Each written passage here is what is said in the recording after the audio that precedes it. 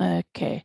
Good morning, everybody. It's so great to see so many of you here today. Welcome to our third RETIG webinar for this year. My name is Leanne Brown. I'm working at UNISA Library, and I am the current chair of RETIG, which stands for Research, Education and Training Interest Group of LIASA. And we're very privileged to have all of you here, and especially our speaker for today, who's Mr.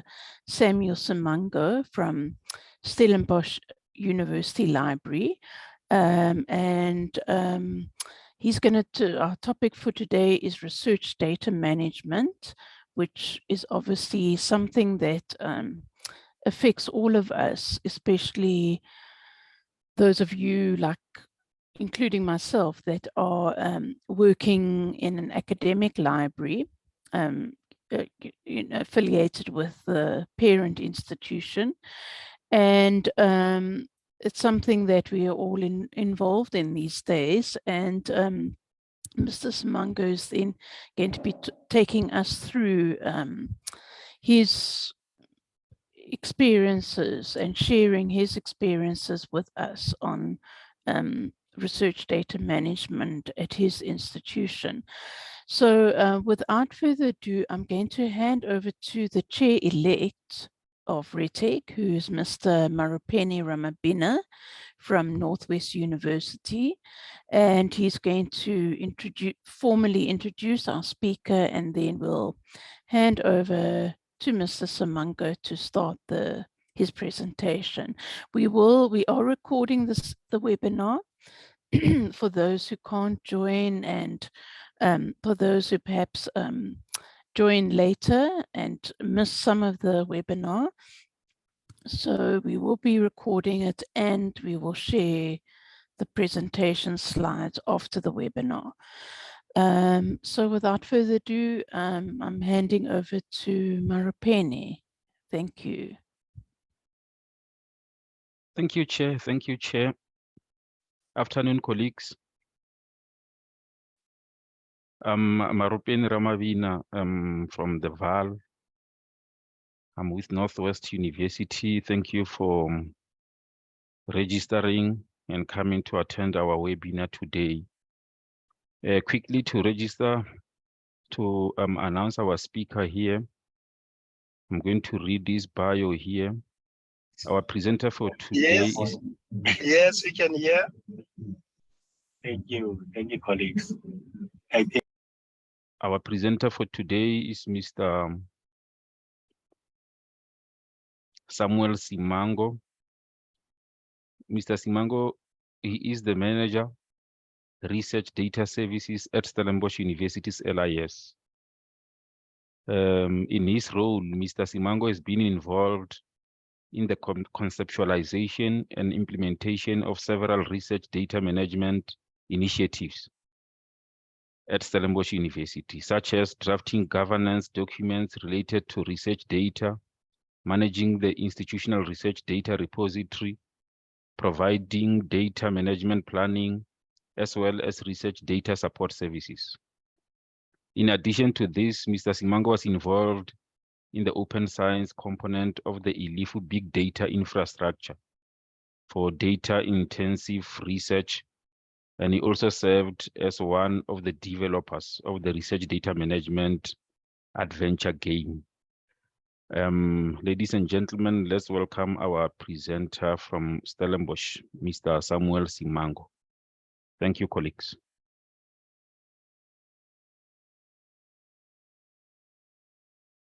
Thank you very much, colleagues. I just want to confirm if you can hear me and see me before I share my screen. Yes, we can. Thank you, Samuel.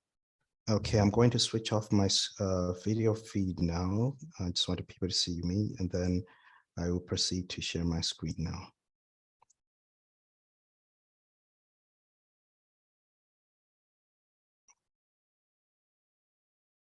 Okay, let's go into slide mode. All right.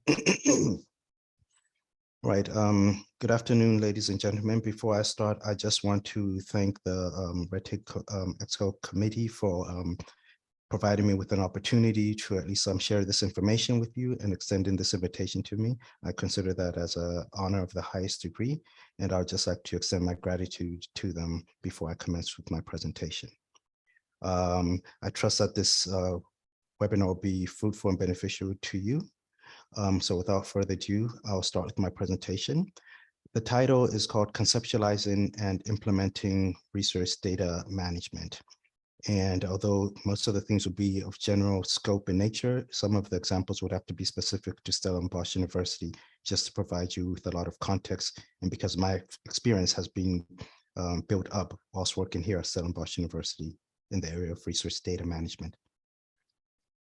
So in terms of the presentation overview, I'll commence by starting off with a definition of what research data are, then what is research data management, then we'll look at a brief history of research data management, then proceed to the conceptualization of research data management as a system, and then finally, I'll cover the implementation of research data management as a system, and this will be mainly with the detailed example of Stellenbosch University's implementation. So I like to start off with definitions just so that we can actually have a complete understanding of what we're dealing with, because I'm not sure how much everyone knows about.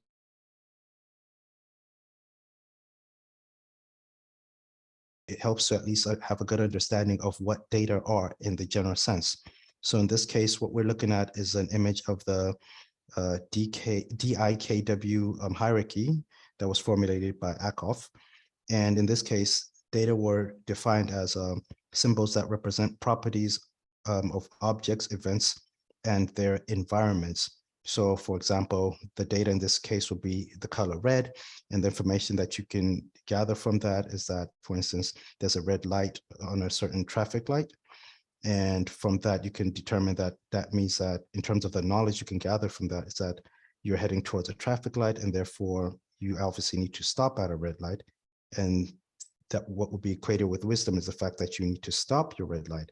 But everything in this case means that the data are actually collected or generated and then processed or analyzed in order to yield information, and from there on knowledge and wisdom.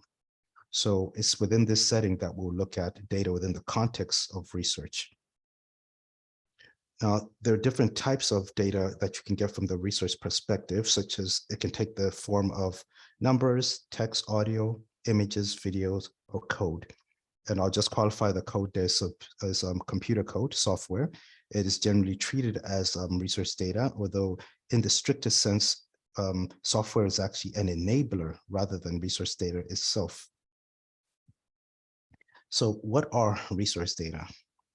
Well, a simple definition is this: research data can be defined as any data collected or generated for the purpose of analysis in order to generate or validate scientific claims. And I've already spoken about the different forms that research data can take, but this is a more elaborate depiction of that. You have research data taken on the form of spreadsheets, text, notebooks, images, videos, documents, and they can be captured in various types of file formats, in this case, files with file formats. So from there on, let us then move on to understanding what research data management actually is. Generally speaking, in the field of research data management is usually depicted in the form of a life cycle. And this is a great concept in the sense that it encapsulates the whole idea of what research data management is.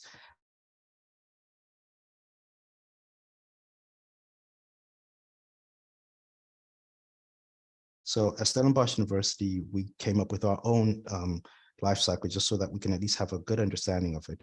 But if you understand the research life cycle, which is what really underpins the research data life cycle, you can see that on the left-hand side, we have the research life cycle, and on the right-hand side, the research data life cycle. These are two sides of the same coin, so to speak. but there are overlaps between these life cycles in the sense that they each embody a data collection step, there's a data analysis step, but the research life cycle, which is what your researcher normally deals with, is really focused on the creation of a research output, such as a journal article, so to speak. Whereas the research data lifecycle is really focused on the underlying data. And after a research project comes to an end, there is no specific research article that exists within the context of the research data lifecycle. Instead, you look at how the research data will be reused. So at the end of a research project, they bifurcate in two separate directions.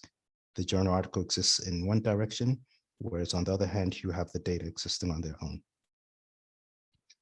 So let's look at the emergence of this research data management lifecycle. It's not only focused on what happens when a research project commences, but you also need to look at what happens before the project. And this is the planning phase known as data management planning. So what we did is we added the data management planning aspect to a 5-stage research data lifecycle in order to come up with a holistic 6-stage research data management lifecycle, which basically has the data management planning phase, which is where you plan what you will do during the course of the research project and after the project has come to an end. So with that understanding, then we can derive a definition, a working definition of what research data management is based on this life cycle. And in this sense, research data management can be defined as a process which entails two things. Firstly, planning for the manner in which research data will be managed during and after a research project. And secondly, controlling for the collection, processing, analysis, sharing, dissemination, curation, and reuse of research data. Now, understanding what research data management is one thing, but one also needs to keep in mind the goals of research data management. There are 3 primary goals that researchers generally have to keep in mind, and librarians will do well to do the same. Firstly, it's there in order to ensure that data are capable of supporting the actual analysis associated with the research project. Secondly, to ensure that all operations performed on the data are traceable. So you want to be able to look back after a project has ended in order to see if you can trace everything that was done or performed on the data. And thirdly, to facilitate use of the data by people other than those involved in the original collection, management, and analysis. So this could be other people using the data during the research project or afterwards when the research data are being reused. So now that we have an understanding of what research data management is, let's have a look at a brief history of research data management. I think this part is particularly important because there are people who generally think that research data management is a fairly new concept, but as you'll come to see, it's actually been around for some time. Let's start off by looking at the days of science past, as I call them. If you go back decades or even hundreds of years ago, centuries ago, you'll find that there were scientists who were actually conducting research in some form. They'll probably produce their outputs on paper and maybe some scrolls, and they'll use what we would now view maybe as crude instruments, telescopes, and things of that sort. But if you were to fast forward to the current, to the modern day, you'll find that scientists use different types of equipment. Research has actually taken on a more computational nature and it's very data intensive. But at the end of the day, scientists are still conducting research and they're still dealing with data. So I'll provide you with some more historical examples by discussing some past practices by scientists, a history of clinical data management, history of research data archives, and then some more recent developments. So let's look at the past practices by looking at scientist Charles Darwin. He was the scientist who came up with a theory of evolution, and he used to keep what are known as field notes, and these constitute a form of research data. As you can see, the images that were captured here depict research data, or at least his field notes taken from 1835 as well as 1837. The second example was from Alexander Fleming's laboratory notebooks. This is the scientist who discovered penicillin, and he kept laboratory notebooks during that time, during the early half of the 20th century. And the final one is in the case of Anne Maclaren, who also kept laboratory notebooks. She was working on pioneering research on in vitro fertilization. She kept laboratory notebooks between 1955 and 1959, as well as 1968 and 76. So this is decades ago. The second example that I'll look at is really related to clinical trials and clinical data management. This is related to research data management in the sense that if you look at, say, universities with health sciences and medical schools, they perform clinical trials as well. And clinical trials have been around for a very long time. But if you go back even as far back as the 1970s, you'll find that clinical trials were making use of clinical data management, which is actually a form of research data management. The third thing I'd want to look at is the case of the earliest research data archives. The first example that exists is the Roper Archive. This was actually set up in the 1940s, but became operational in 1957 in the United States of America. The second example is known as the Central Archive, which was actually set up in Germany in 1960. The third example would be the ICPSR's archive, which was established in 1962 and is still regarded as a prominent research data archive to this day. And lastly, we have the Netherlands Institute for Scientific Information Services, which set up the Steinmetz archive. This was established in 1964, but has now been incorporated into the Netherlands Institute for Scientific Information Services. All four of these archives, which have been around for decades, were set up in order to make research data, or at least to preserve research data and to make it more accessible for reuse purposes. Now, recently, there's been a convergence of two trends, if you can view it that way. On the one hand, there's been an explosion of data, and this is not just research data, but data in the general sense. This is data relating to the financial sector, social media data. The list is actually quite extensive, but as you can see, there's a trend that depicts an exponential growth in the amount of data that has been generated globally. And this is a trend that is actually expected to continue to the foreseeable future. On the other hand, there have been things such as the open access publication movement, which has advocated for scholarly outputs to be openly accessible so that people don't necessarily have to pay in order to access such content. And this has also been associated with increase in costs associated with libraries. But if you view these as two convergent trends, they have raised the question about the degree to which research data are openly accessible. And that would be something referred to as open data. So this has fallen within the content, or at least the scope of open science, the open science movement. And open data is one of those components along with open access, but this is mainly research data that are openly accessible. So it's popped up in the forefront, but the open data concept might be new, but the management of research data is something that actually predates this movement and can be traced as far back as the earliest times when research data were around, which is as far back as research itself. Scientific research can be traced back in time. So one core thing I want people to understand when they look at research data management is that there's a component of it that is open data, which is associated with open access and is part of open science. And there are overlaps between research data management and open data. However, the key takeaway is that research data management is actually not the same thing as open data or open access or open science. So researchers should take into cognizance the three goals, which I referred to early on, and librarians should also keep this in mind. You recall that I mentioned that there were these three goals, but what I wanted to highlight is that the third one, which relates to facilitating use of data by other people, is what is really associated with open data, because it's at that point that you want other people to be able to reuse the data.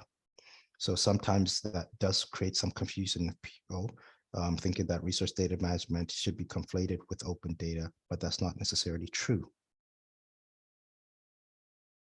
Now, another thing that is strongly associated with resource data management has to do now with the actual best practices that you keep in mind during the research process as well as after. And this is something that is known as the FAIR data principles. Now, FAIR is an acronym that stands for findable, accessible, interoperable, and reusable. I won't be able to go to the details of the actual principles themselves and their subcomponents, but broadly speaking, the findability aspects relates to the degree to which someone can find data by simply using things such as an online search engine, and then they can find the data. The data won't be on someone's flash stick or a memory card or a hard drive, an external hard drive. So you should be able to query the data by using an online mechanism. The data should be accessible then, in the sense that they are openly accessible, and this is associated with the open access movement, so that you shouldn't actually have to pay in order to access the content. So they're freely accessible once you can find them online. Now, the interoperability aspect is a bit more complex, but it really deals with two things: the degree to which the data associated, the metadata associated with the resource data are actually understandable by the people in a given field. So they are actually standardized. But at the same time, it should be possible for different systems, computer systems, to exchange the metadata between various systems so that they can be interoperable and comprehend the metadata. And finally, there's the issue of reusability. In a simplified manner, this would have to do with things such as the licenses that are assigned to the resource data that allow people to make use of the data, provided that they acknowledge the original creators of the data. So they provide some kind of attribution. This is usually done by using licenses such as the Creative Commons licenses, or in the case of software, one would make use of open source licenses. But if you unpack this a little bit more, what you'll find is that the usability aspect is really crucial, because you can find data, they can be accessible and interoperable, but if you cannot reuse the data, then it defeats the whole purpose of the FAIR data principles. So this really speaks to the degree to which other people can actually understand the data. How comprehensible are the data? Can someone make sense of the data and reuse the data in the future, 10 years or 5 years after you originally completed your research project? Because having the license is not sufficient. So that's what this speaks to in its truest sense. So what you can gather from this is that you can have research data that are on a continuum, in this case, that are open and accessible, or that are closed. And then there's the issue of the FAIR data principles. So what you don't want is a case of what you find on the left-hand side of this quadrant here, which depicts the intersection between fairness and openness. You don't want research data that are open but not compliant with the FAIR data principles. And you don't want data that are closed and also not fair. What you'd rather have in an ideal setting is research data that are open and fair. Fair in the sense that they meet the FAIR data principles requirements. But sometimes it's not possible to always have data that are fair being open. Sometimes there are legitimate reasons for having data being closed off, for instance, due to data privacy concerns, intellectual property concerns, as well as issues relating to resource contracts. For instance, if there are non-disclosure agreements that prevent the publication of resource data. In that case, you have to compromise and then settle for data that are closed and fair. So this is the compromise position on the left-hand side of the bottom, but ideally you'd want to be on the right-hand side on the bottom of the screen, but ideally you'd want to be at the top right-hand side. Now, in addition to the FAIR data principles, another thing that has really emerged recently, or at least in the past 10 years, is the use of data management plans. You will recall that I stated that the research data management lifecycle takes into account data management planning. This is because funders have now created mandates for researchers to also have data management plans that describe the manner in which research data will be treated during and after a research project. So this then forms part of RDM best practices. Now, the data management plans themselves are created by using some kind of software that has one complete a form, and then this leads to the generation of a data management plan. And the data management plans cover various aspects such as selection and preservation of data, how the data will be shared, how the data will be collected, what type of data will be collected, the ethical and legal aspects associated with the data, who will be responsible for the data, how the data will be stored and backed up during the research project, what type of data documentation will be used to describe the data, as well as the metadata that will be used to describe the data, the metadata schema, by way of example. Those things are described in the data management plan. Now, here is an example of a data management plan. This is a fictitious data management plan, but this is what a data management plan would then look like as a text narrative.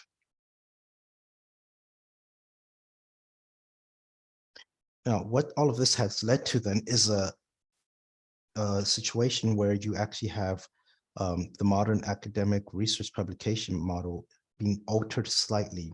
So if you went back in time, let's just say 30 years ago, you'd have a case where researchers would conduct their research, they'll generate a scholarly paper, and they'll publish that in a journal article, and that'll be the end of the story.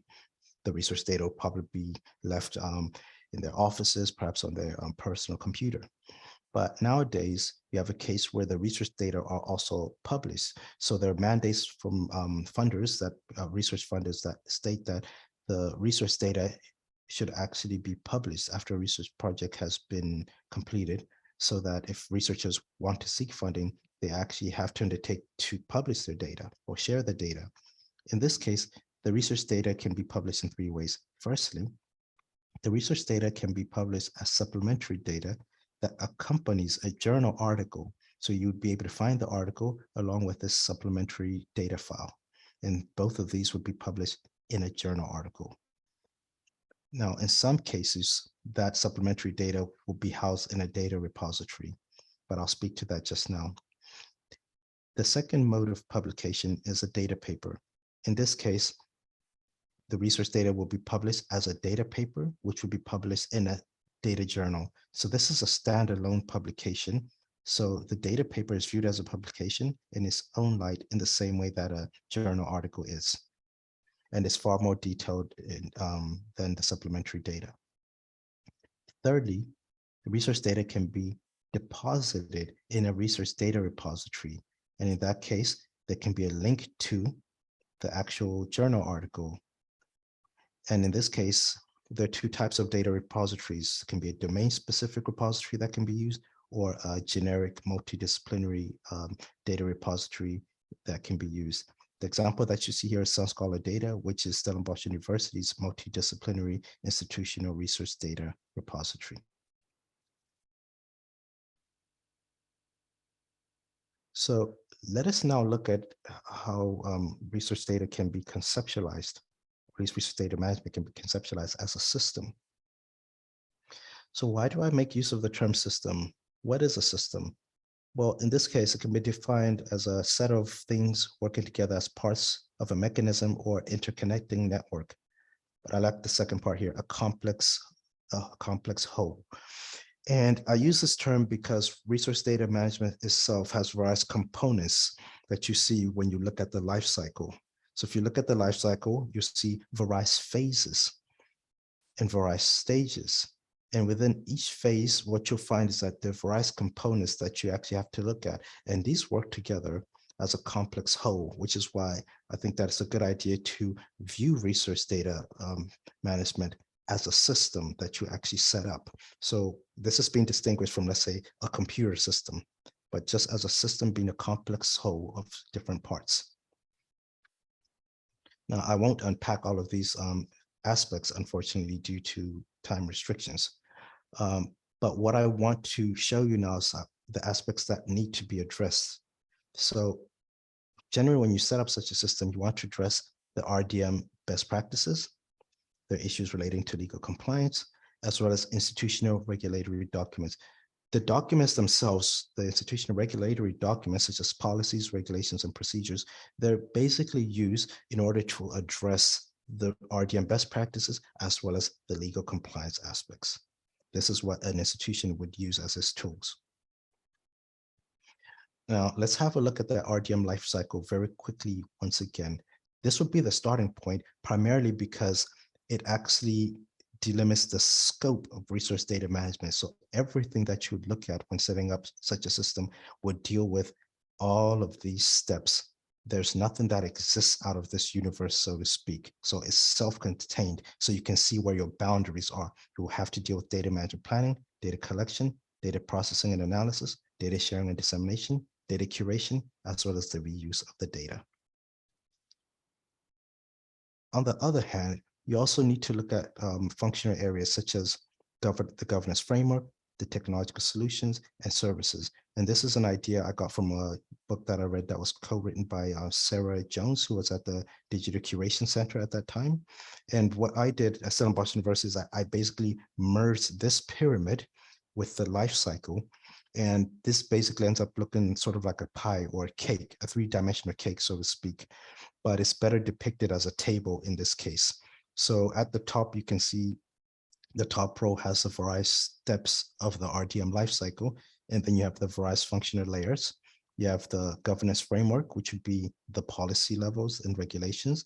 Then you have the technological solutions, and then you have the services that are there in order to support the technological solutions. And these exist, if you look at the columns, at every single step of the RDM lifecycle when you're actually setting things up as a system. So I will proceed to unpack each of these in a bit more detail.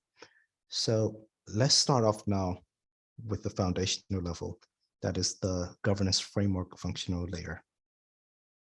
Now, at Stellenbosch University, what we did is we had a look at the relevant laws that would actually be applicable to resource data management, and we identify at least 4 categories. We had intellectual property laws, data privacy laws, access to information laws, and then there was the research contract aspect as well. And then from there on, we identified existing institutional policies and regulations, which actually address certain aspects of resource data management. I will later on show you how we did this chronologically, but what I'm doing is covering this conceptually, so you at least get the ideas before we look at how we did this chronologically. But conceptually, we looked at the actual policies and we identified up to 15 policies and regulations. This was at least as far back as 2017. So we saw that there were at least 15 policies that address resource data management in some way, but not completely. So we didn't have to reinvent the wheel from scratch. What we then did is we classified these concepts into various categories. What were the areas in which we could slot these policies? And we found that there were 5 in general. There were research policies, information technology policies, intellectual property policies, ethics policies, as well as risk management policies. And these could be mapped out to the various steps of the RDM lifecycle. Now, you will notice that there was nothing addressing data management planning, so that was a gap right there. But it wasn't the only gap. So if we go a bit further on, if we look at what was addressed and what was not addressed, if you look at these half circles, they depict things that were partially addressed, and the empty circles are really things that were not addressed at all. So there was nothing in any of these policies that addressed data management planning. And if you look at the bottom row here, you'll see that in none of these phases was data privacy actually addressed explicitly by our institutional policies. Most things were addressed partially, so we would actually have to fill these gaps. And the research policies did not actually address data curation and data reuse. So this allowed us to see the kind of things that you could actually, that we would actually have to address in order to plug the gaps, so to speak. Now, we were then able to plug these gaps by drafting certain institutional documents. So we drafted what was known as the Resource Data Management Regulation. And this regulation then addressed issues relating to data management planning, data collection, data processing and analysis, data sharing and dissemination, data curation, and data reuse. Basically, the entire resource data management lifecycle. But in addition to this, we went further and we also had our repository regulation for our resource data repository to flesh out certain aspects relating to data sharing and dissemination, data curation, and data reuse. This is a regulation that basically regulates the operation and management of the data repository. And it's also supplemented by the repository's terms and conditions of use. So these two documents address the second half of the RDM lifecycle. So by doing this, we plugged the gap, so to speak, at the governance level. Now let's move on to look at the technological solutions then. Having addressed the governance aspects, we then had to implement various technological solutions. So we had, for information purposes, what we call the RDM web pages, which address data management planning and data sharing and dissemination. We also had the RDM library guide, which address all aspects of the RDM lifecycle in far more detail than, let's say, the RDM web pages. We had Sun Scholar Data, which is Stellenbosch University's research data repository. This addresses the last 3 stages of the RDM lifecycle. And this is also supplemented by an information resource known as the Sun Scholar Data Library Guide. So it addresses the same aspects of the lifecycle as the data repository itself. We also implemented a game and an educational tool known as the Resource Data Management Adventure Game. And this addresses all areas of the RDM lifecycle. And then there was also a tool known as the Resource ICT Service Desk, which I'll speak about in more detail later on. And this too addresses researcher support during each stage of the resource data management lifecycle. Finally, in gray here, we have the institutional data management planning software. This is currently a work in progress, which is why it is actually in gray. And this will specifically address the data management planning aspect. But what I want you to take away from this is that in each case, you could actually try to map the solutions that we came up with to specific phases of the RDM lifecycle that we address. And if you look at it holistically from a bird's eye view, so to speak, you will see that we actually had at least one or more solutions to address every single aspect of the, or at least every single phase of the RDM lifecycle. Finally, there's the aspect of RDM services. In this case, we have various support services. We have 2 categories, actually. The first one is data stewardship services. So we review data management plans. There's data management that is actively managing the resource data that are actually found hosted on Sun Scholar Data, the repository itself. And then we curate the resource data as well.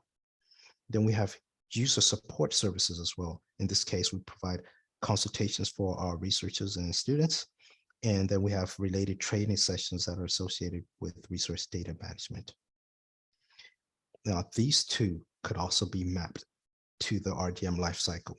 So the review of the data management plans address data management planning. We have the aspect of data management, which is associated with the repository. This is basically something that addresses the last 3 phases of the RDM lifecycle. And the same goes for data curation, because this too is associated with the repository. Our consultations cover the broad spectrum, or the entire spectrum of the RDM lifecycle, starting from data management planning all the way up to the final phase, which is the reuse of the data. And we also have training sessions that also cover the entire spectrum of the entire RDM lifecycle. So once again, we're able to make sure that we have services in place, at least one or more services for each phase of the RDM lifecycle. Let us now look at how we implemented resource data management and as a system. In this case, we'll look at things more chronologically rather than conceptually. So let's just click that. And this is what we will see.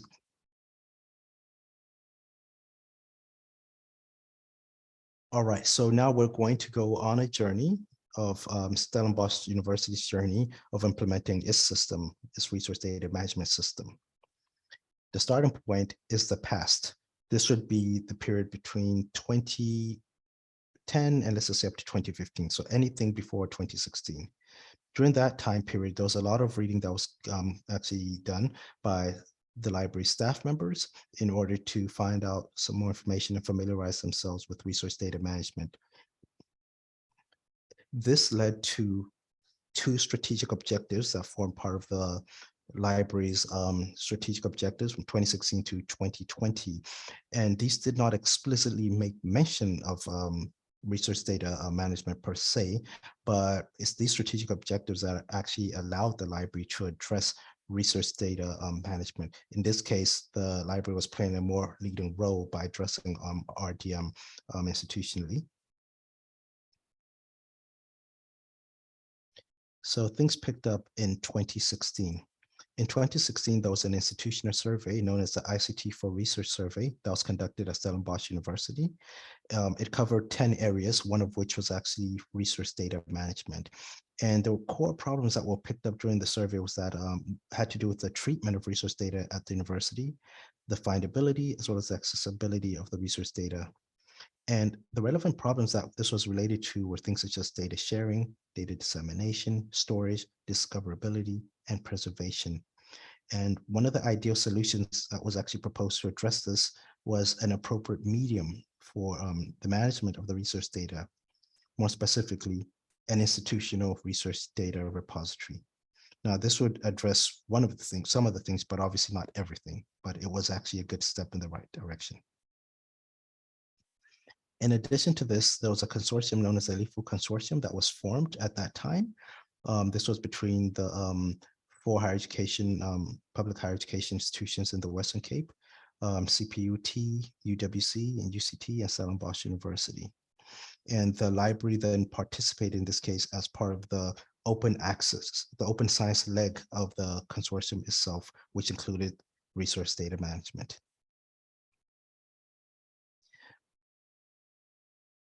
In 2017, the member institutions of the ELIFU consortium really then started to work together in order to set up research data management services and repositories at the respective institutions.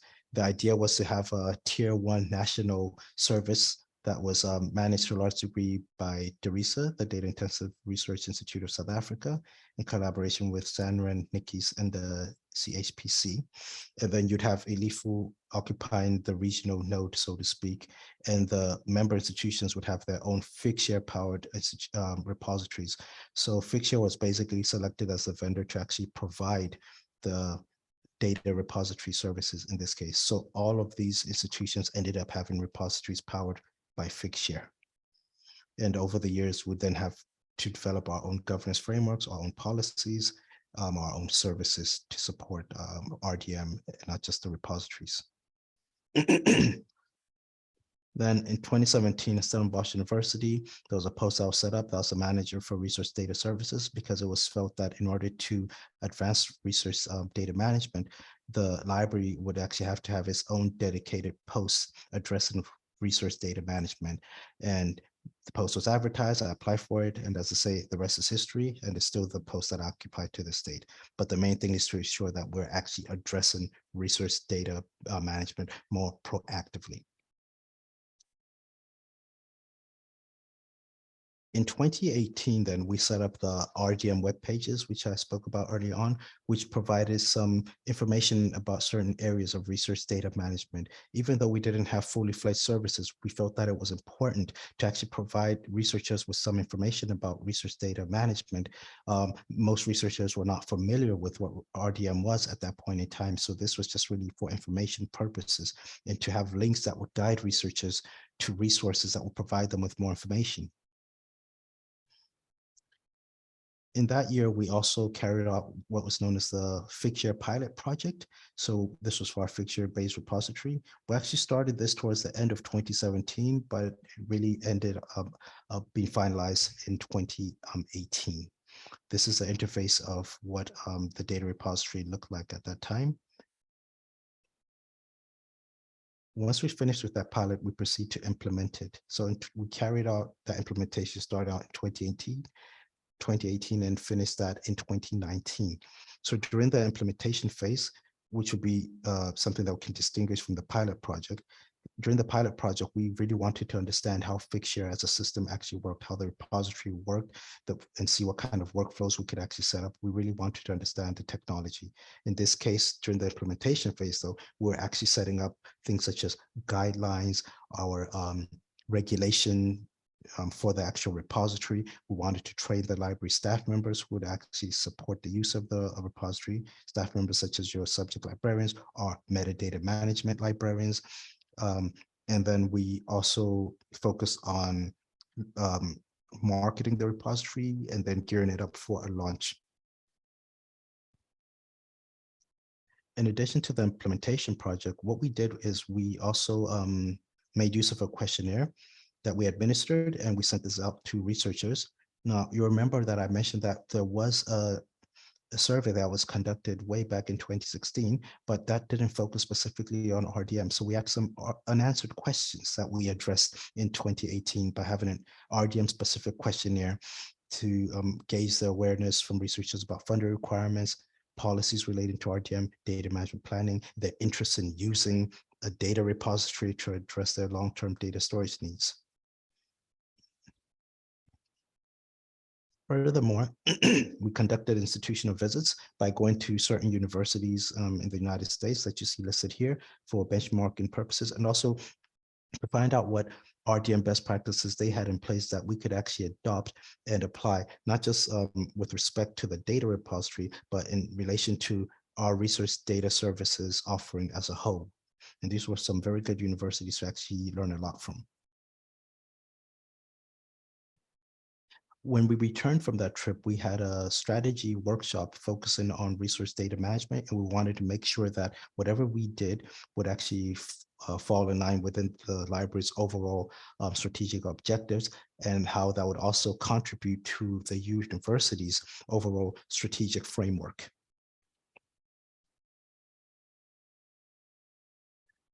In August of 2019, SoundScholar Data, the institutional resource data repository, was launched, and this is what the interface actually looks like to this date. In addition to launching the repository, we realized that we would probably need to have some kind of resource that assisted researchers by providing a wealth of information about SoundScholar Data itself. So in addition to launching the repository, we also launched the SoundScholar Data Library Guide, which provides information relating to preparing research data for publication and generally how to use SoundScholar data, as well as the support services that exist in order to support the use of the repository.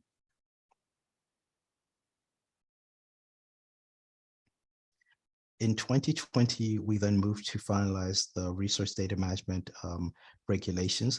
This is work that actually commenced in 2019, but was only finalized at the end of 2020. The regulation was actually approved by the University Senate in November of 2020 and became operational on the 1st of January, 2021. This was very broad, and as I stated, we ended up having to have our RDM regulations, which were finalized in 2019, just to focus on the repository, because the launch of the repository predated the approval of the RDM regulations. Another development that occurred in that year is the fact that we actually made use of remotely hosted research data sets that are found on a repository that is managed by PLOS. So this is the Public Library of Science.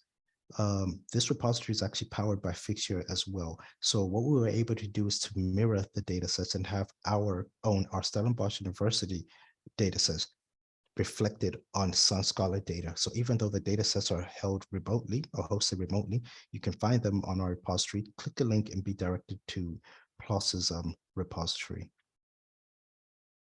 So we started doing that, and every year we basically refresh this and add more data sets.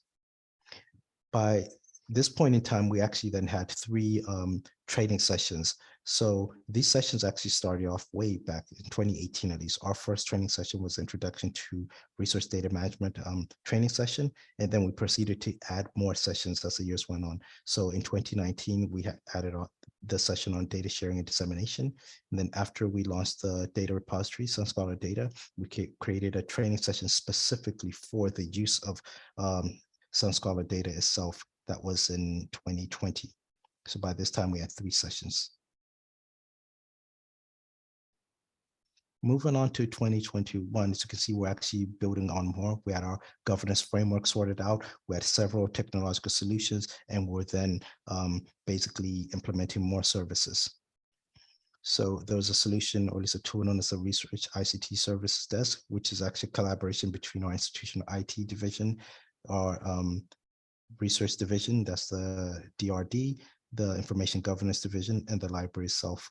And this allows researchers to actually make use of experts from all of these 4 institutional divisions and find them on one portal.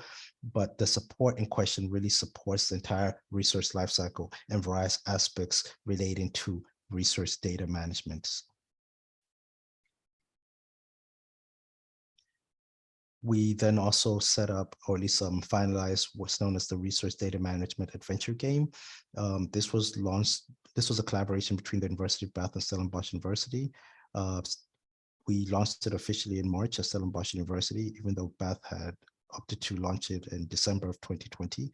But it's a project we have been working on since 2017, but we finalized it and then launched the game in 2021. So this is a game that takes researchers throughout the entire research data management lifecycle, and it's a choose your own adventure game, which takes people through a fictitious research project, so to speak, for educational purposes. Now, the game itself has actually been acknowledged by some prominent institutions such as the Wellcome Trust, as well as the SSH Training Discovery Toolkit. And these are organizations that are quite prominent within the area of research data management, globally speaking. In addition to that, it's also been endorsed by the Open Research Funders Group, which is actually made up of several prominent funders. So this is more or less to be acknowledged by this group is quite something. There are less than 30 institutions that are actually have been acknowledged. So it's almost like a who's list, but it really speaks to the aspect that the game is actually making some kind of impact and being used for such purposes. Now, thus far, as of at least Monday, the game has actually been played by more than 2,800 people in 95 countries. So it truly is a global game. It was released under a Creative Commons license so that anyone can actually make use of the game. Most of the users are actually from South Africa, but as you can see that it has actually been played in just about every single continent except for Antarctica. So that's the only one that we're still waiting for right now. If you haven't played the game yet, I would encourage you to actually do so. Or if you know researchers or students who would actually want to learn more about RDM, then they can certainly play the game because it's freely available and can be played online on the internet. Let's move on to 2022 now, the final year. By this point in time, we had several training sessions in place, and we decided to add a training session specifically on data management planning. So we had the consultations, but we felt the need to actually have training sessions on data management planning, even though we didn't necessarily have software in place to address this. Then we finalized the Research Data Management Library Guide to provide far more comprehensive information about resource data management than what you could find on the SunScholar Data Library Guide, as well as the RDM web pages.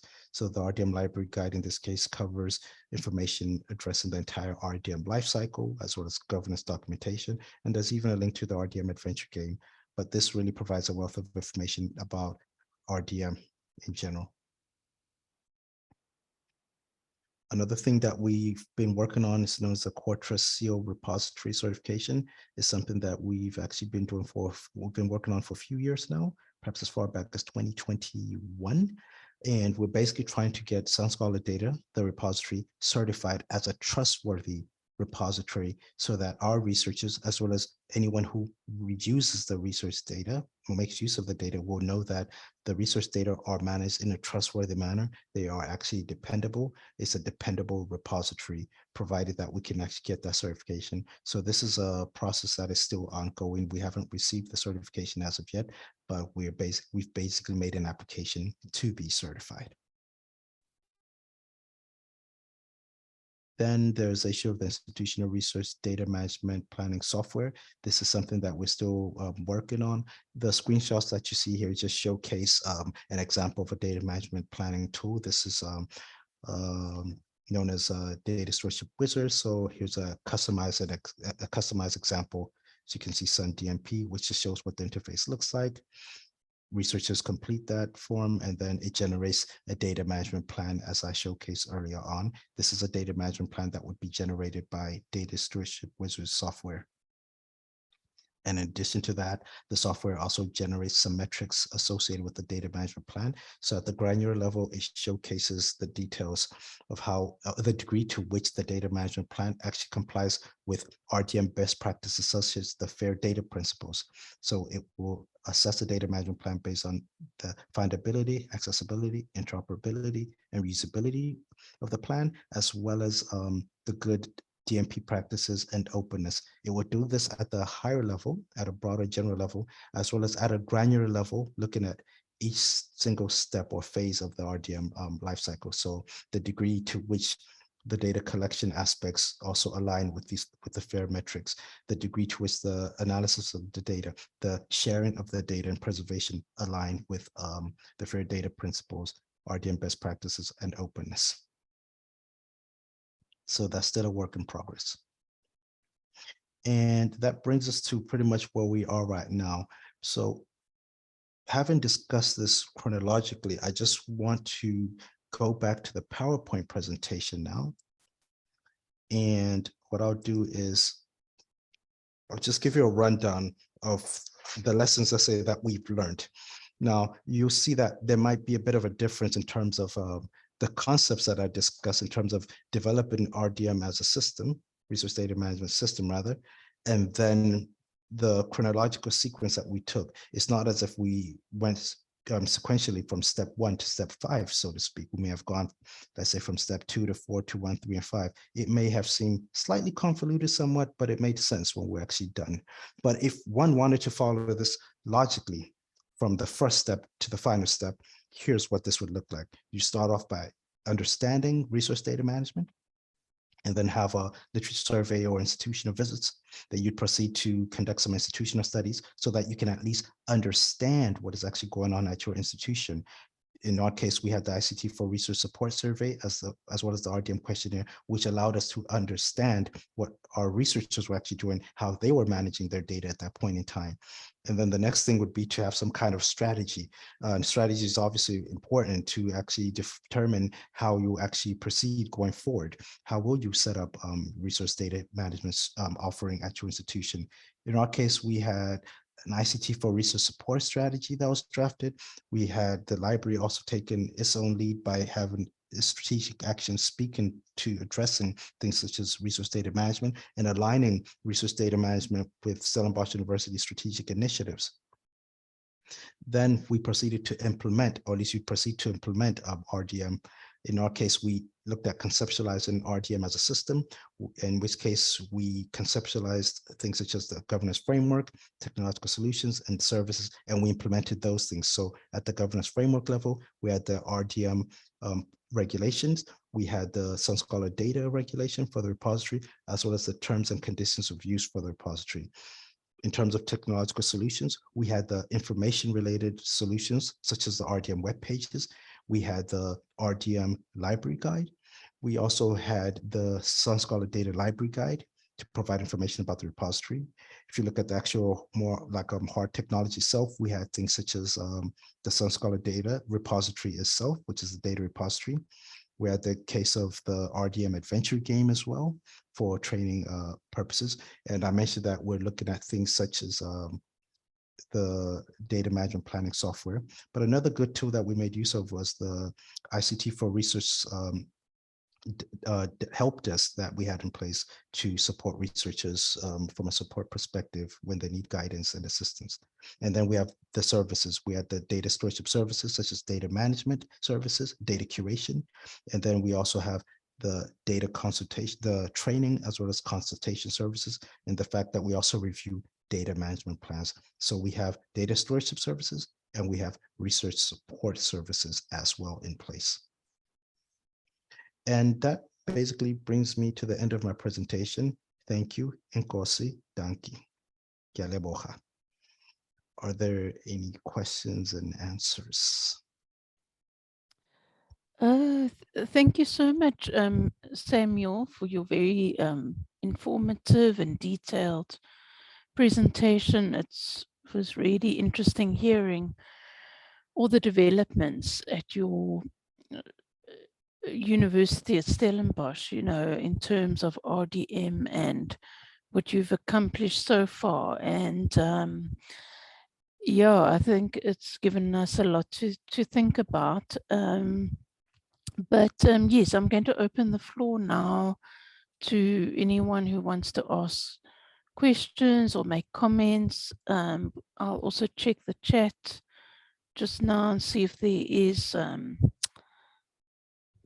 anything there too that needs to be answered. But thank you so much for availing yourself for our webinar today, and yeah, for the very detailed and but in the same breath, you know, the easy to understand. And I like the way you conceptualized RDM, you know, and the way you explained and gave a background to what it's all about, and then moving on to what you've been doing at Stellenbosch University.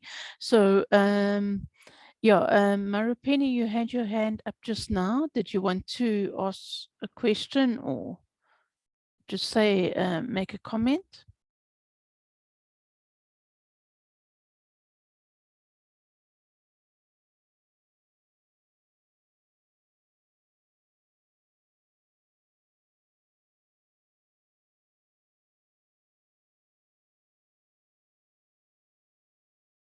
Marupeni, did you want to say something? I see you did type something in the chat though. Are there any other questions for Samuel? Hello, can I Hello, ask a question? yes. Yes, Yes, you're it's, welcome to go ahead. thank you. It's Jakub speaking from UCT. I just wanted to say firstly, thank you, Samuel. That was some good insight into your history of how RDM came about at Stellenbosch and how things are going so far. I just wanted to ask a few questions, if you don't mind. With regards to the RDM questionnaire that you sent out, what was the scope of that? Did you send it to new researchers, old researchers, and what were the kind of initial results that were yielded from that? My second question was about the PLOS environment, or the PLOS repository. I just wanted to know, I mean, this might be a silly question, but what are the kind of immediate benefits of doing that integration or that link? And then my last question was about the DMP tool. I see that you are busy implementing the software, or is there software already in place, but that's the new one? Because how are you reviewing the plans? And then also I'm very keen or interested to know what software is behind that, or are you building it yourself? Thank you. All right. Thanks, Jakub, for those very interesting questions. So I'll answer them basically in the sequence that you asked them.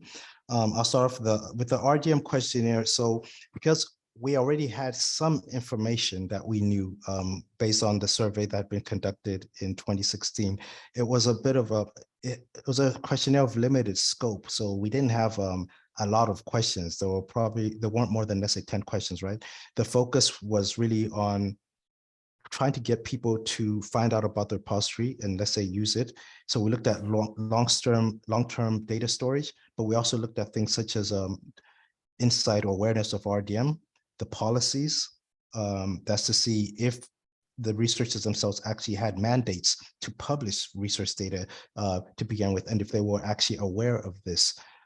We looked at issues such as whether they were actually aware that they also needed to create data management plans, amongst others. But it was something that you could view as being of, let's say, limited scope and targeting specific areas of RDM to gauge how how aware our researchers were about RDM best practices, and the way through which we could actually support them, and to sort of like inform them in a way, or at least to gauge their interest to use SunScholar data as a repository once we launched it. So the survey was actually conducted a few months before, let's say during the first term of the year, whereas the repository was launched in August of that year.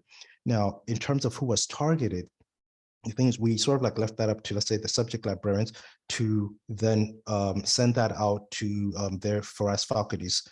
And we did not necessarily draw a distinction between, let's say, junior researchers as well as more seasoned researchers. So it went to just about every researcher within each academic department in that sense. The second question, which is about the PLOS data sets and their benefits, that's a very interesting question, because so the good thing is that this service is offered for free from Fixture side, since they also manage the PLOS data set. Now, when we started with our repository in 2019, we obviously did not have a single data set already ingested into the repository.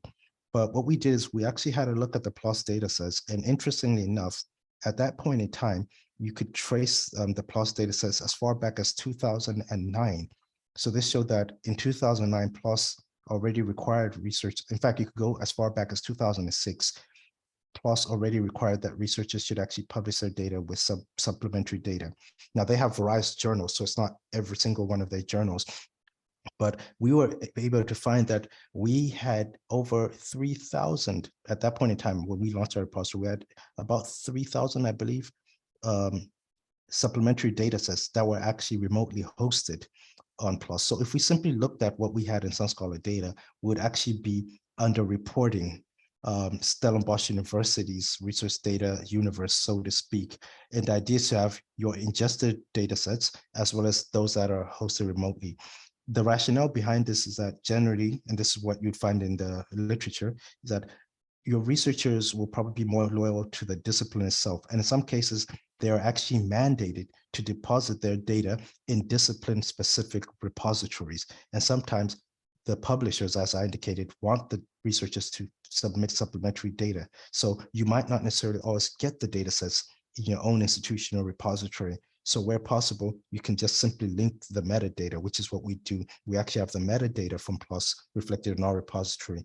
So we're able to actually account more accurately for all of the data sets, well, not all, for a larger portion of the university's data sets. This is obviously a work in progress. We like to capture more data sets that are actually hosted repositories. But if I were to use, and pardon me for using this expression, if I have to rely on Pokemon of all things as expression, we got to catch them all, but we cannot catch them all within the data repository that we manage institutionally. Now, over the years, that number has actually grown. So right now, at present, we have probably close to 5,000 remotely hosted data sets, and this number goes up each year. So each year, we basically ingest a couple more. We do that once a year, but we could do that 4 times a year if we wanted to, because we're basically getting what has already been ingested into PLOS itself. But we realize that there are limitations that you'd face if you simply relied on people ingesting the data sets or submitting them into your own institutional repository. You might actually have to rely on making use of remotely hosted ones just to have a more accurate image of, firstly, what you're actually getting and what's being published. And this enhances your reporting as well, because for annual, let's say, in your annual report at the end of the year, you have a more truthful account of what's actually being published. And this you can build services on top of this. For instance, that is information that an academic faculty, or more specifically, an academic department could actually find useful in terms of what their researchers have actually published over the years. The final question had to do with the DMP reviewing. So the software that I showed there was Data Stewardship Wizard. So it's not something that I'd say we built ourselves. We're still in the process of actually, we don't have a DMP software in place as of yet, but we obviously reviewed several tools. There were things like DMP Online, DMP Tool, Argos, several others. but this is not built like our own software that we created from scratch. This is open source software that is openly available. It's manufactured, or at least was produced by a company known as CodeVents. And one can either have it in the cloud, or you can actually have your own version hosted on premises locally. So your question was then, like, how do we actually review these? It's very difficult to review DMPs if you're actually in the absence of a DMP tool. So you really work, there are two ways we do it. Because of pending developments in relating to the papaya, our research ethics division, or committees rather, our research ethics committees have sections in the, what call it, that researchers have to actually complete that cover data management planning. So everyone, in terms of our RDM policy, everyone who's applying for ethical clearance must have a data management plan. So this is actually enforced at the research ethics committee level. And they process on average about 4,000, nearly 4,000 applications per year. And in addition to that, we have people then who also approach us independently.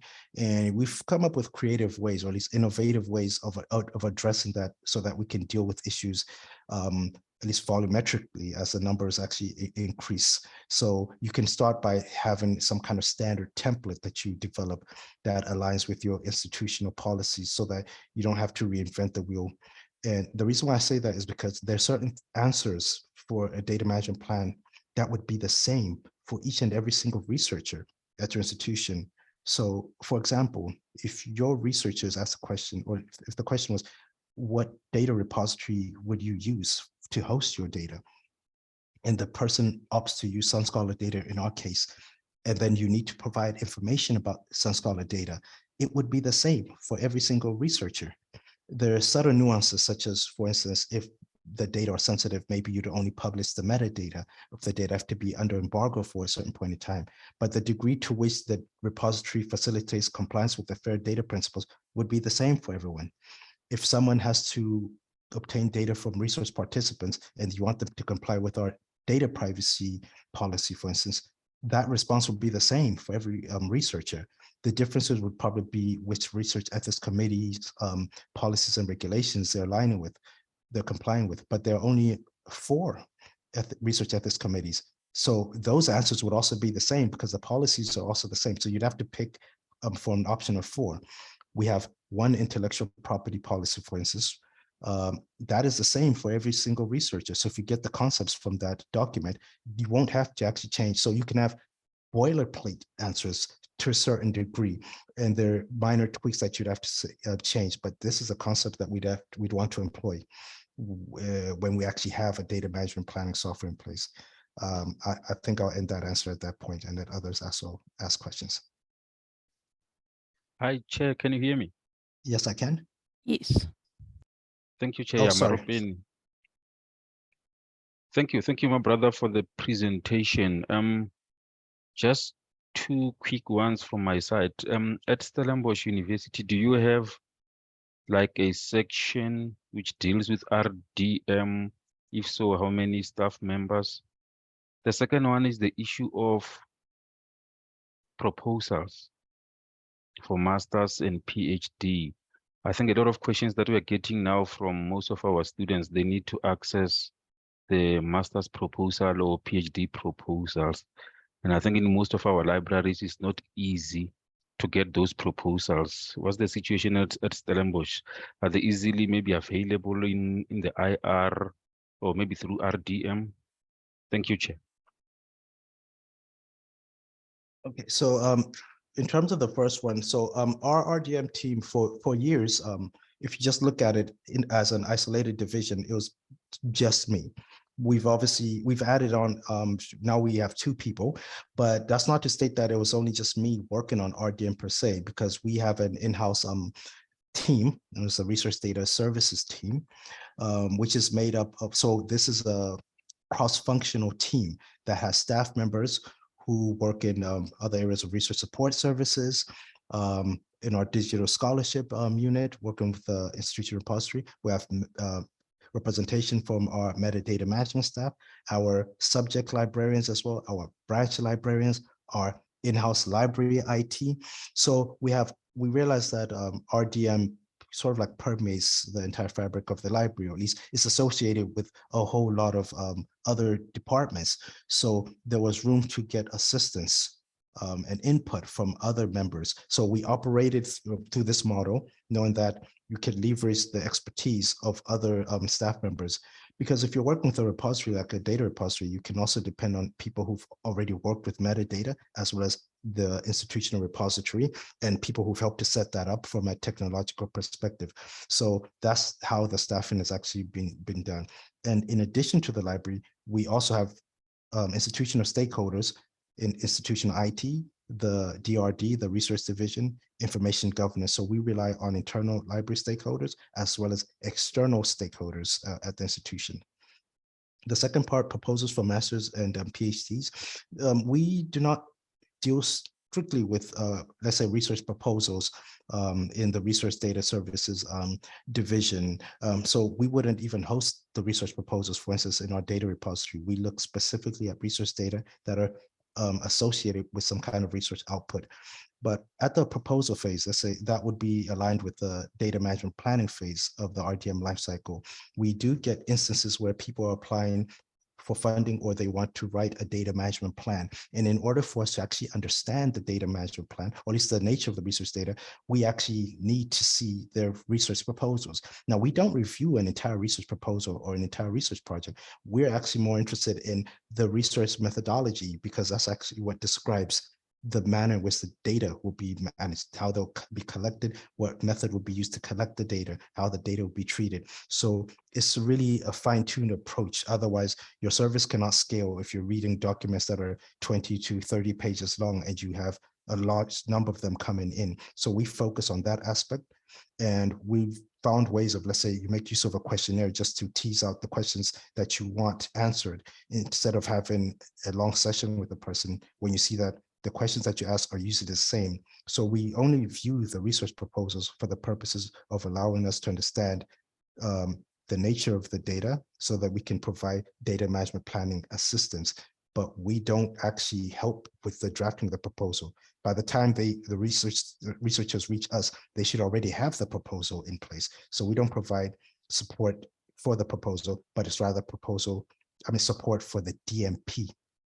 And the DMP should actually be created after, in most cases, after the proposal.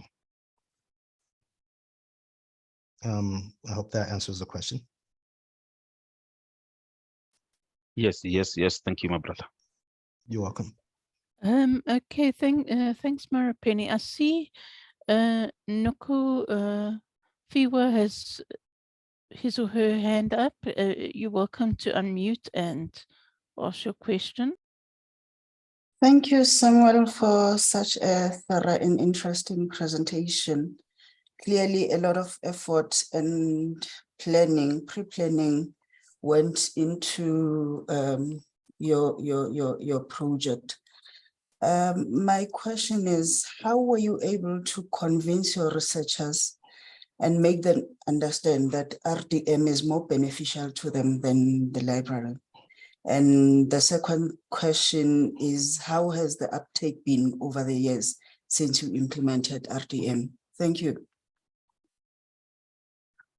So for the first part, in terms of the benefits, that one is actually tricky because we couldn't, let's say, buck the trend in terms of what you read about these things in journal articles, saying that maybe sometimes you'll face resistance, or you have to convince the researchers, because at the end of the day, some researchers will complain that they're being introduced to so many different tools. They have to tick all sorts of administrative boxes, and working with RDM just seems like another administrative box. But one of the things is that if you rely on the forcing function coming from the funders, if the funders basically state that they have to put their research data in a repository or publish it, then our angle would be, well, we have the repository that you can make use of, because not everyone has a discipline-specific repository. So for the homeless data, so to speak, we have a home for them.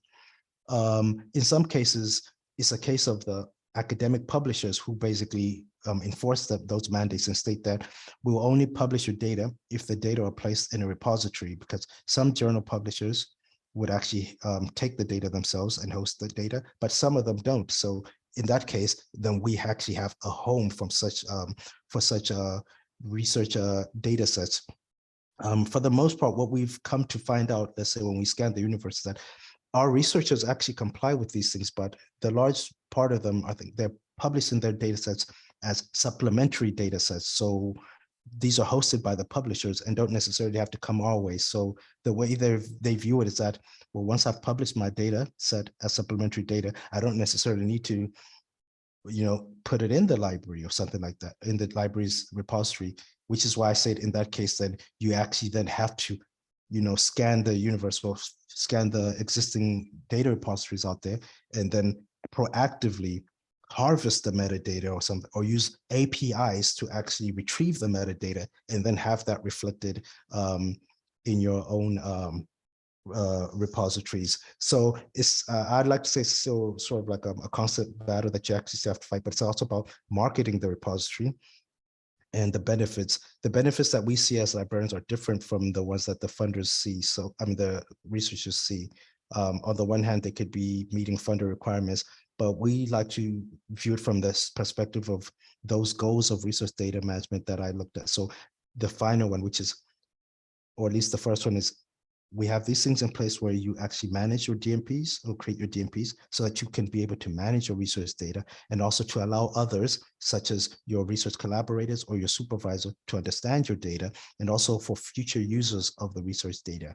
Now, we started off by focusing on the repository, but what we've seen over the last 3 or maybe even 4 years is that more attention seems to be shifting to the data management planning aspect as well, which is where most researchers feel like they really need a lot of support. But if you can get them at the data management planning phase, then at that point in time, you can easily say by the time you finish your repository, your data would be in a position where they can go into SciScholar data. But if you have to put it elsewhere, just please send us the link so that we can actually just add the link ourselves. But it's a constant effort. It's not a once-off thing. And then in terms of the uptake, it will really depend on what you're sort of like referring to, because on the one hand, we're not just focused on the repository, right? So in terms of our uptake, we'd look at, for instance, how many views are we getting, let's say, on the RDM web pages? What about the library guides? How are they actually being utilized? What about the number of stats that we're actually pulling from the institutional data repository? What about the RDM adventure game? Even though we understand that that's not only Stellenbosch University users who make use of that, and the same for the repository. So we look at things like that, as well as the number of deposits into the repository. But keep in mind, it's good to be able to segregate the ingestions from the, let's say, the PLOS data sets, which are not ingested as such. But I'd say that we had higher demand once we actually launched, etc. So it's like if we have a marketing initiative sometimes to drive, maybe the numbers can go up. But the trend has not necessarily been increasing exponentially per se. Like I said, some researchers are going and using other repositories. But what we're doing now is now trying to get the PhD and master students to deposit their data sets within the repository as well. And it's not compulsory for our researchers to use our repository because, as we know, they can also make use of other repositories, and we don't want to force that on them because you really can't force it. But at the same time, you're forced to deal with the fact that the data sets go elsewhere, and now you need to mirror the data sets. And even if you do that, your stats that you capture would only be for the repository, but you can't capture the views and downloads from the remotely hosted repositories themselves. So I hope that answers that question, that we look at the uptake holistically, but just for the repository itself, there's been an increase and then also a bit of a decline at a certain point in time, if I can answer it that way. But that's in terms of ingestions, but the views and the downloads have still been on the increase overall. I hope that answers that question. You have, thank you. Thank you, Samuel. If there are no, I don't see any other hands, but I just want to go to the chat. I see there's lots of thank yous and, praises for the presentation. But Rosina was asking, are you considering dimensions? And then there was another question on where can we download the RDM game, but I see Sean Carter has given the link there, so that is covered. But the question from Rosina, are you considering dimensions? Okay, so I'll start off with the dimensions one. So dimensions data, I think, is a solution that was created by, I think, if I'm not mistaken, it's Digital Science, which is the parent company for Figshare. And the use of that tool, I think, would, no. You say dimensions data. I don't think that's under digital science, but let me just put it like this. That's not something that research data services would be looking at per se.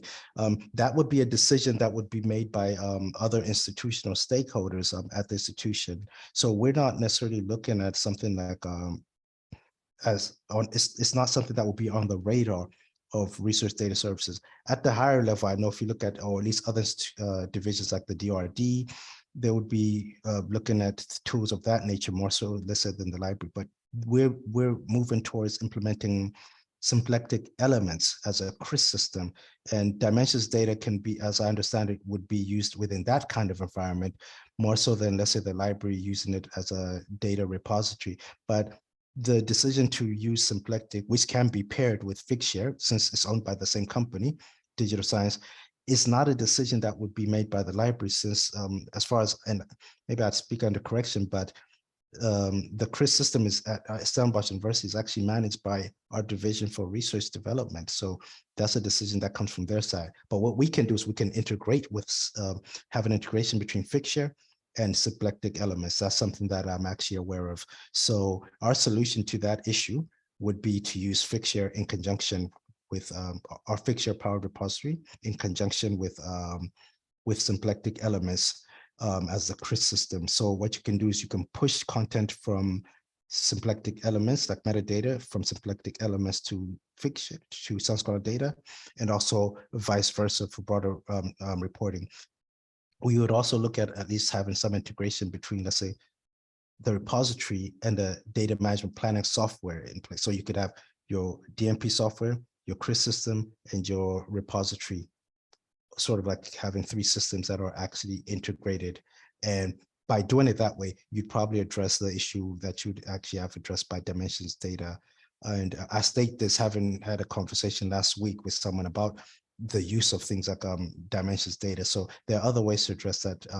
But as far as I'm aware, maybe that discussion may have taken place at a higher level at the library, but at a more operation-based level in research data service, dimensions data has not actually been discussed.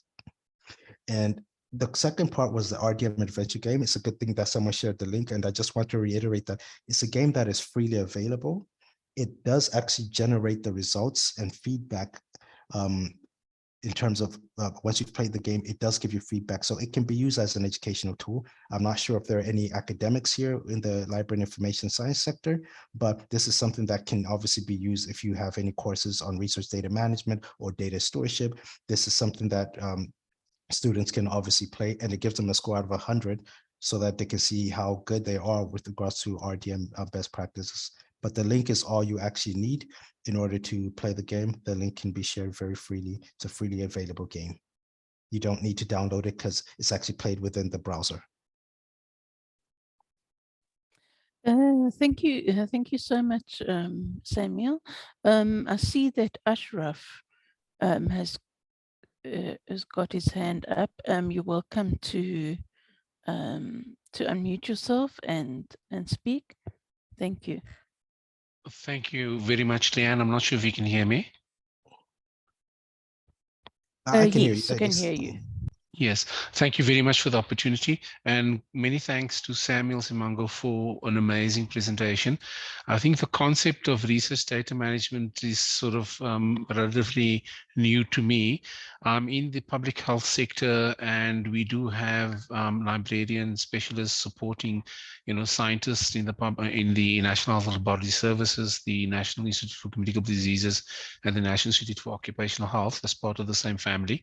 And so the sort of broad question I want to ask is, if one shares the game with the colleagues in order to raise awareness amongst them of this platform and tools, what are the benefits and limitations, given that my sense is the the tools and platforms that we've been shared with by Samuel in his presentation may potentially be limited to the 3 participating academic institutions in the Western Cape, if my assumption is correct. So what if one shares the RDM adventure game with the scientists and researchers and so on and academics within our family of institutions, what would be the benefits and limitations?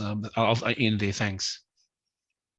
Okay, so let me just clarify a few aspects. So most of the things that I mentioned, like these tools, once they're sort of like we're finished with them, they're basically published. So these are like websites. So like the library guides these are publicly accessible. Now, some of the information is probably institutional specific. For instance, it's institution specific. If you have your regulations and things like that, they're mainly applicable to, let's say, to a large degree, Stellenbosch University users. But because the repository can also be used by members of the public, Sun Scholar Data provides data sets that anyone can use. So these are things that apply to anyone out there. So you can actually go and download content from the data repository. Now, speaking more specifically about the RDM adventure game, we designed this game to be a global game. So it was really, as you can see, it's being used by people all over the world. So it was not developed to be a Stellenbosch University solution for RDM. We actually made it generic in nature. It doesn't really apply specifically to Stellenbosch University. The only thing that you see is that when the game ends, for instance, for further assistance or more information, we had to refer people to resources. So we would refer researchers to Stellenbosch University Library Guide. And on the other hand, the University of Bath, our collaborator in the project, would also have a link to their actual online resource. Now, we were clever enough to develop some code so that if you, at your institution, wanted to direct researchers at your institution to your own resource, there is code that actually exists, and you can actually contact us about that. And then we can actually sort of like add, it's sort of like a component within the code. So we would add it to the original code that we developed. And we've had a request about this, but we've never implemented it. I think Reading University was interested in that, but they never went ahead with it. But you can certainly do something so that you can actually add a link to your specific institution when your researchers actually play the game. That is definitely possible.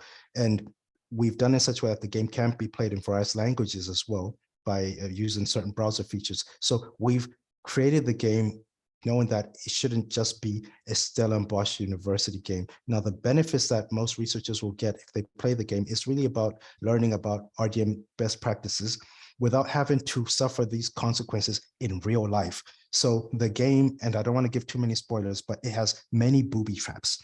I'll just give away, let's say, one spoiler, for instance, right?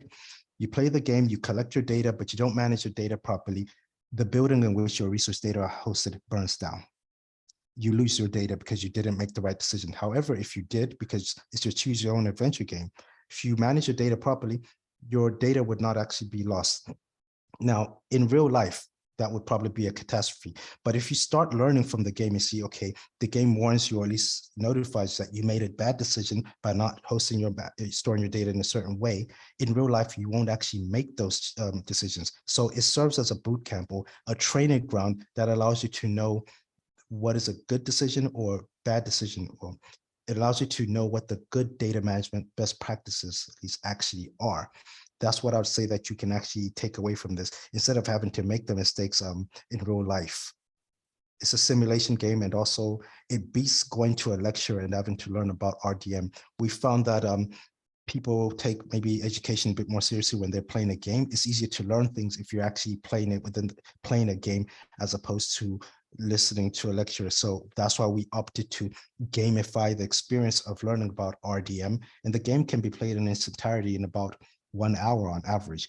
Each level is about 10 to 15 minutes long. At most, maybe 20 minutes, but our tests actually indicated that on average, you could finish the game between 55 minutes to at least 1 hour and 5 minutes. But it's really a good learning experience, and it teaches you about the ethics of RDM, data storage, data management planning, collecting data from various resources, like secondary research data management in that case, as well as when it comes to publishing your research data, whether using archives as opposed to just putting your data in a repository. But we try to do that in a fun way. I don't know if I missed any aspect of that question, but really is most of these resources are they're publicly accessible. And since they cover RDM best practices to a large degree, even if you're not a staff member here, you can still learn or research at Stellenbosch. You can access the RDM library guide and still learn general RDM best practices because these are not Stellenbosch University best practices per se. I hope I answered that question thoroughly enough. Yes, thank you, Samuel. Yes, I see Ashraf has given a thumbs up. Yes, we are actually slightly over our time. So if there are no more questions or comments, obviously anyone attending this webinar today, if you need to follow up on something, you're welcome to obviously contact Samuel outside of this webinar, but we will be sending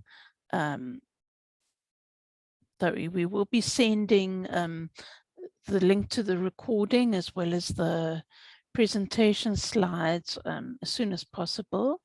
Also for those that were not able to join.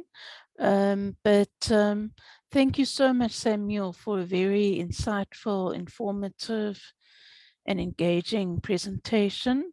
Yeah, it's really, I know that at the beginning you thanked RETIG for the opportunity, but we would like to thank you for, you know, accepting this invitation. It's really been a privilege for us to have you here.